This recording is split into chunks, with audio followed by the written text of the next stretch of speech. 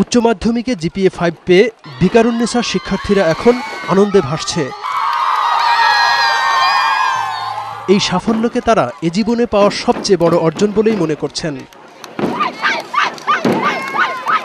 উচ্চশিক্ষায় তীব্র আসন সংকটকে কাটিয়ে ভবিষ্যতেও এই সাফল্যের ধারা অব্যাহত রাখার দৃঢ় প্রত্যয় প্রতিটি শিক্ষার্থীর মধ্যে।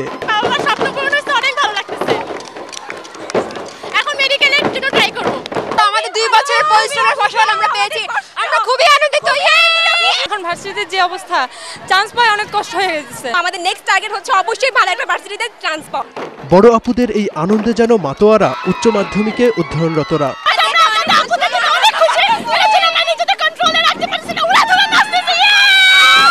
একদিকে যখন আনন্দের এই বাঁধ ভাঙা জোয়ার, অন্যদিকে তখন কারো চোখে কান্নার জল, কাঙ্ক্ষিত ফল না করার বেদনায়। এদিকে ভবিষ্যতে সায়েন্স, আর্টস ও কমার্সের আলাদা আলাদা ফলাফলের ভিত্তিতে শিক্ষা প্রতিষ্ঠানের অবস্থান নির্ণয়ের দাবি করেছেন এবছরে ৮ম অবস্থানে থাকা ভিকারুন্নেসা নুন স্কুল অ্যান্ড কলেজের অধ্যক্ষ।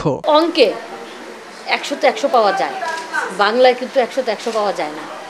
তো সেই ক্ষেত্রে মানে আর্টস, কমার্স, সায়েন্সকে একসঙ্গে যুক্ত করে যদি রেজাল্ট করা হয়, সেখানে যদি কিছুটা উত্থান পতন হয়, সেটাতে আমাদের অরিড হওয়ার মতো কিছু নাই।